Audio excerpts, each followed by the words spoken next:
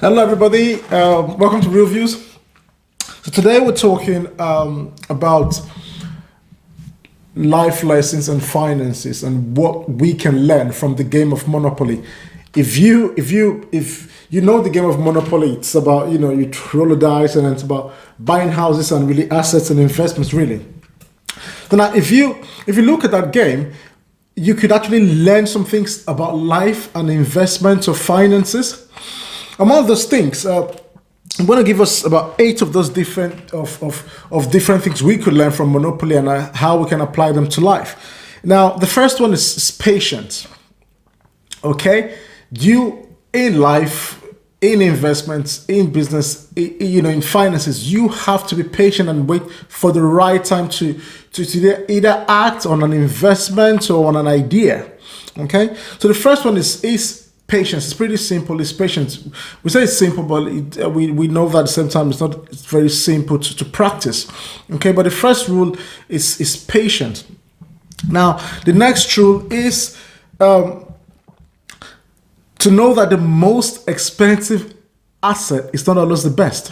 Okay, we see that from the game of Monopoly. So you could buy a hotel, for example. It might not always be the best, and so always know that. And so because it's expensive, doesn't necessarily make it the best asset or best thing to invest in. Okay. Now, the next thing is to focus on cash flow. So in Monopoly, just making sure that you're getting more money. Money is going around and just so it's the same thing as well in life and in finances. Always make sure you focus on cash flow, which means you're getting more income than expenditure. So then you're able to save and invest. So cash flow is very important. Another thing is stemming from the last one, focusing on cash flow is to make sure that you keep some cash. Don't just go out and spend. You have people who live from paycheck to paycheck. Don't just go out and spend everything that you have.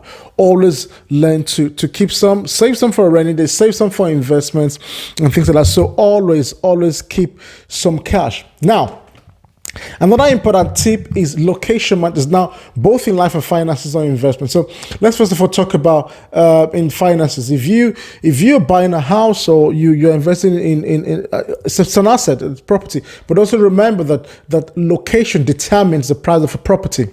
A lot of the time, okay, it might be a big 5-bedroom house or a 10-bedroom mansion with 10 baths and all this, but it might not even cost as much as a 1-bedroom would cost in a different location. So it's all about location. Now, when it comes to life, it's the same thing. Location would then be how you position yourself to interact with people. Where do you go to? What sort of people do you hang out with? Okay, so location does matter, not just in finances or investment, but also in our everyday lives. What sort of people do you, now those people you'll say, like they say friends could either make or mar you. Okay, so how do you position yourself in life to get the things you want? What's your mindset? Okay, now the next thing again is diversify your investments. Okay, now if you look at all the billionaires in the world, none of them have just one stream of income. No, they always diversify their investments. So they look at investments, and so they would diversify and invest in different things. Okay, so which you could call a side hustle. So you could have a job, you could also have a little side hustle, and then in the hope that it will bring something to you, and then while you're getting money and also you've invested in your side hustle, you could also have savings in bonds and stocks and you talk to a financial advisor in these different things. Okay, there are different forms of investment, different things you can invest money on. So always diversify your investment. Okay, now the 7th rule is negotiations. So now you must know that negotiating is a very powerful tool.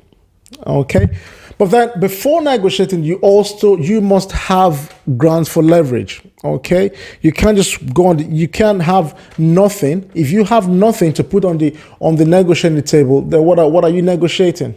Okay, so basically, you need to have some value yourself. Okay, but also remember that whatever value you have, whatever things you've developed over time and in yourself, that is value. Okay, and you could always use that as currency to negotiate. Okay, to get better deals in whatever things you want to do. Okay, now the final lesson we can learn from the game of Monopoly is that passive income is key. Now, by passive income, I simply mean money streams that comes in where you don't have to do anything, which means that you could be asleep and your money is working for you. Okay, that's why we have investments and again, so always make sure that you look for a passive income stream that brings money to you while you sleep. So if not, if you have to work for money all your life, you would end up dying for nothing, really, because you're constantly working and the money is not working for you. You're working for money and money is not working for you.